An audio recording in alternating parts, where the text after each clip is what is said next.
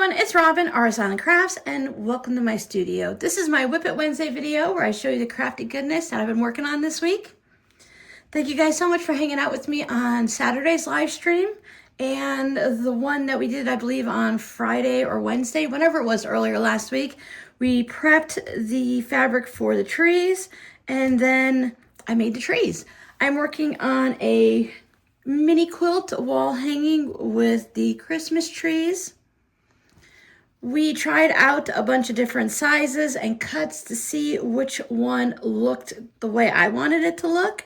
Not necessarily right or wrong, just the one. And this is pretty much what I came up with. If you want to know my exact cuts and measurements, then you'll be able to find them on the live stream. I'll also put a link at the end of this video for the tree video where I show you how to actually make them. I know live streams are a little bit longer and it's not everyone's cup of tea. I also want to mention that live streams are meant as a fun way for the community to get together and to hang out, and during that process of chatting and crafting, I actually sew something. It takes me longer to create something during a live stream because it's very dangerous in a safety way and a seam ripper way for me to cut and chat and do all kinds of things. It's hard to sew and talk at the same time and to pay attention to what I'm doing. Yes, I can walk, gum, and chew at the same time, and I can pat my head and rub my tummy, but using a rotary cutter, it's just not quite the same. So I have this ongoing project that I'll just keep working on it here and there. If it's done for this Christmas, amazing. Otherwise, hey, I got a whole 12 months before the next one. Now, my patrons and I worked on UFO projects. I was working on either a quilt or a mini quilt, and I was doing something that I was doing math and figuring out things. I don't remember the exact project. I know it's still in my UFO bin, but these were long strips. I'll see if I can get a picture of it. These were long strips that were going to be cut up or used as a border or something. And since they hadn't been used in a few years, I decided that now they're going to become zipper pouches. I know it's not a big deal, but they don't line up exactly on all of the pouches. You see how the blacks are a little bit off?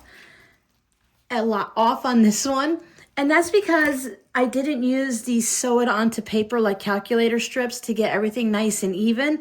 So my projects do the strips. That's why I do it on the calculator paper, because they kind of wander like that. But ultimately, I don't think it's that big of a deal if when you open the pouch and the strips don't line up perfectly. All three pouches have this teal color on the inside. It's the same fabric here. Other than the black was from Joann's. Everything else was from fabric.com when I was able to buy the tone on tone extra wide 108-inch fabric. I would just go ahead and buy a yard to 2 yards of each of the fun colors. I've used up almost everything. I do have a bit of this left, maybe. I don't think I can say it's a yard. It's more like fat quarters with chunks taken out of it, or a whole yard with bits chunked out of it. And then everything else is in my scrap bin in strips. I've gone through all of the yardage because if you weren't aware, fabric.com does not exist anymore. Amazon bought them out, which means you can buy fabric on Amazon, but that's like walking into the Mall of America and trying to figure out things. If you can find an actual Amazon store from Amazon that's selling the fabric, please let me know. But I just find other places online to purchase my fabric now. Fabric.com had amazing prices. I was purchasing at the time, we'll say 5 years ago, give or take a year. Extra wide backing, and I think I was only paying $7.99 a yard, and then when they had a sale, it was even less. I do remember searching online at Joann's and other sites, and that this was the best deal. And the fabrics are pretty good. They are a thicker fabric and a bit sturdier. It's probably because of the dye process. It's Air Force Monday. There go the jets. The weather's gorgeous here, so I do have my bedroom window open. Okay, so these are on both sides on all of them. All of the measurements and the information is in the Etsy shop. I already have them listed. This is one of the favorite things I like to do in the past, was to take bright colors and match it with black. Oh my goodness, Jets. I thought they were done. Okay, so they are listed in the Etsy shop if anyone's interested. And while we're speaking about the Etsy shop, I did want to mention I will be having a sale coming up soon. We all know Black Friday's coming up. It is the 28th of November, and there's those huge sales everywhere. I wanted to do a sale a little bit earlier, so I already had that plan ready to go. But I saw an email today from another, like an online quilt shop, and they're having a Gray Friday.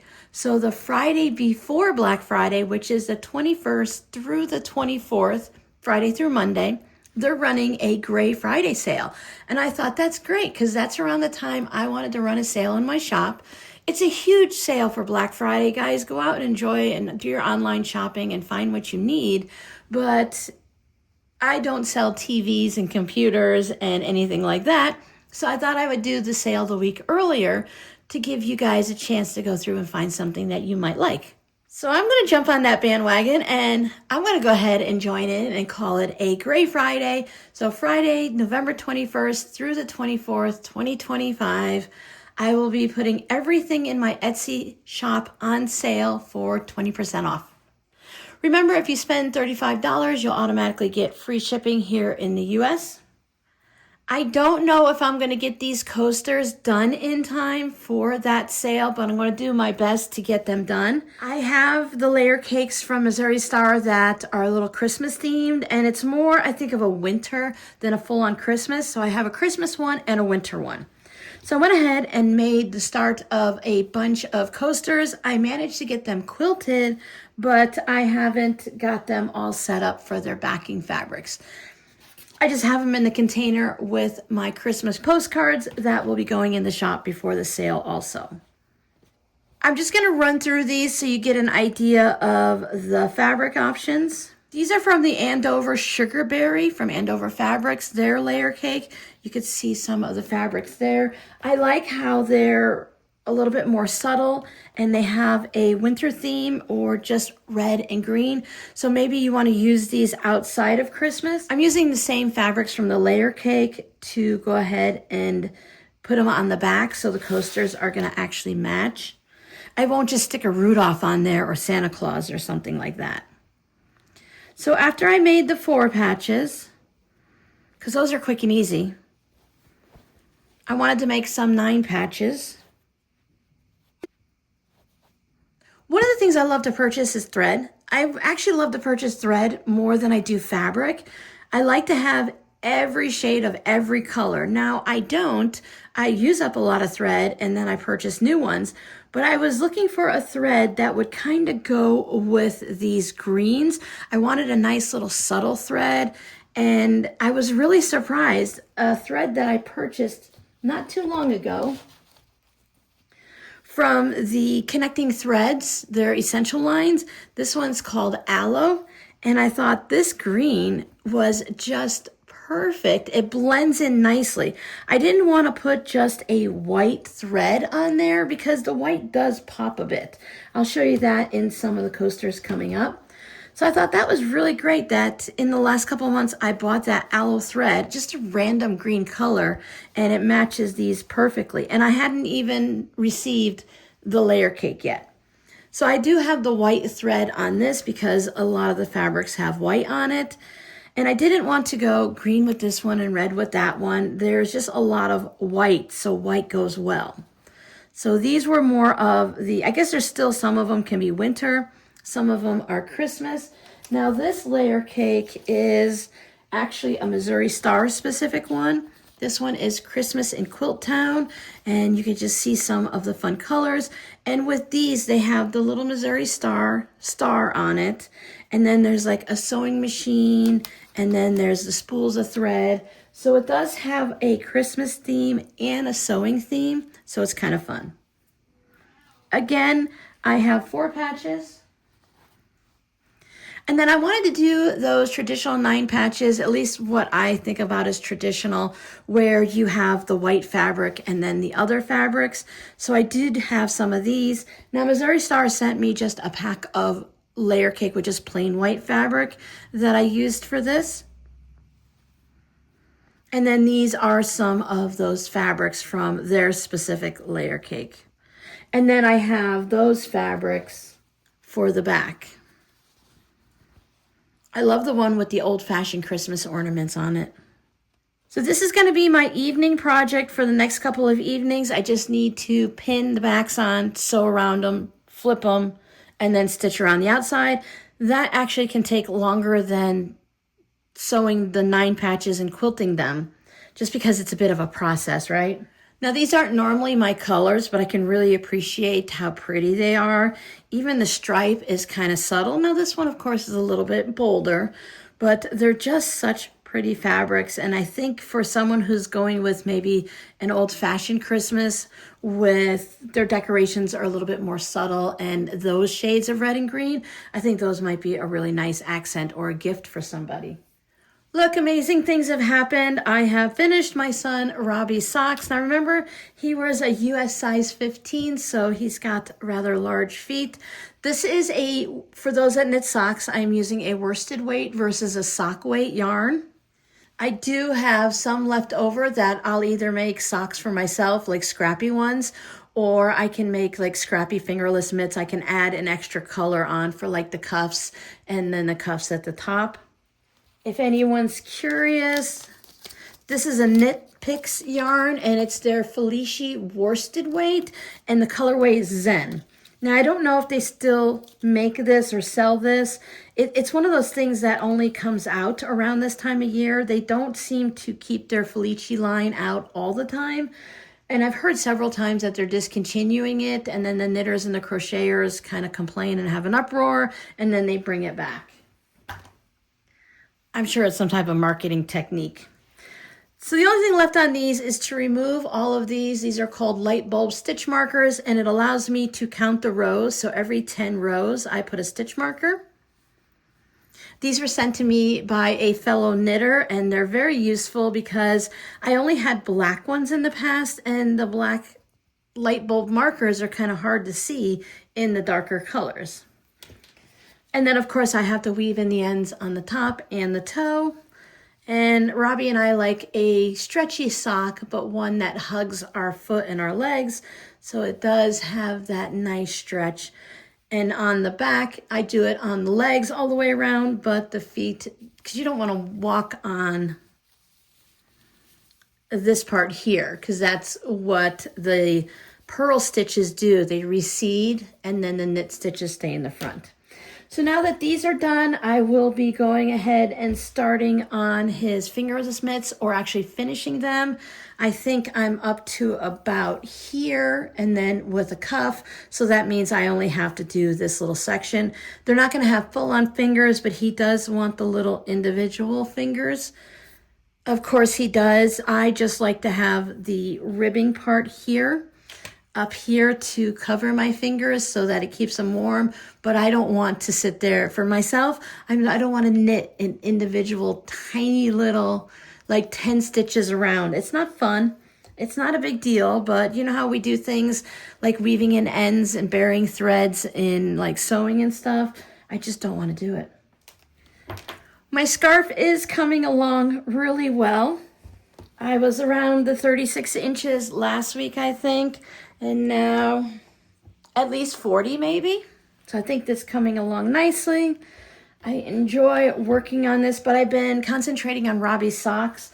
So my nighttime project, instead of sewing or working on the scarf, has been that.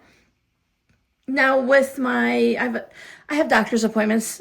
I go constantly because once you move to an area, everyone wants to send you to some type of specialist or to get something done. So I do have one more appointment coming up this month.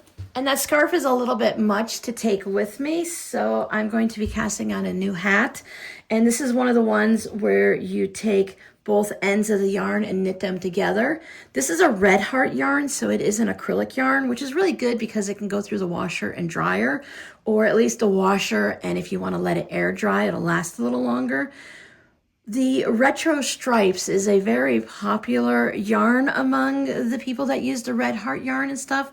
It makes a really fun hat. I haven't made one with these colors yet, so I'm really looking forward to casting this on for my next doctor's appointment. So I have something really simple and brainless to just knit on while I'm waiting my turn. Hopefully it's going to be a quick appointment, but I also have other errands to run that day, so we shall see what happens. Keep an eye out for that gray sale coming up on Friday the 21st through Monday the 24th. You won't need a special code or anything, just everything in the shop will go on sale.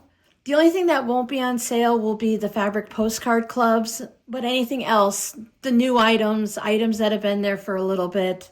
Now, our regular Saturday live streams are done for November, but I do want to go live again this week and next week. And I was thinking that for our next live stream, I don't have a day yet, so I'm not really sure exactly what day I'm going to do it. It all depends on when I get all my work done and I can sneak it in. I want to take these narrower strips and sew them onto the calculator tape, because some of them are a little bit narrower and they're fine to do in different projects. Like this one, this one's from a headband, and I need to just go ahead and just get rid of the Sharpie marker that's on there. It actually kind of bled through red from the other side onto there. So I want to go ahead and just like remove the sections and use what I can. And I do have some other random triangle bits that are on here too. So I want to use these up and get them just onto the calculator strips, and we can go from there, and then I can figure out a project later on for them. I love this fabric, especially when you get a little peek of a snowman. Now, not all of this fabric will go onto the calculator strips. Like some of this, I would want to save this to just maybe applique into a zipper pouch. I do have more of the fabric, so I guess it really doesn't matter. But I don't want to cut up the snowman's face. Do you know how that feels, right? I just don't want to do certain things. Some of them are squares, so I need to go through and press all of these and decide which ones I want to sew down, and then which ones can just be saved for later. Like this one's a narrower one, so that could easily go onto the calculator strip or fabric postcard. As soon as I know when I'm going to do it, I'll go ahead and post it into the YouTube channel, so that you get a little bit of a heads up. You won't get, too much, 15 or 30 minutes, but if I do know ahead of time, I'll let you guys know. I don't have a scrappy word for you today, so if you want to just say hello down in the comments, that would be great. I'll pop up the video for the trees here, and then YouTube will probably choose a video for you there. And I'll always pin one down in the comments, so if there's something you might want to make. I'll see you guys in the next video. Bye.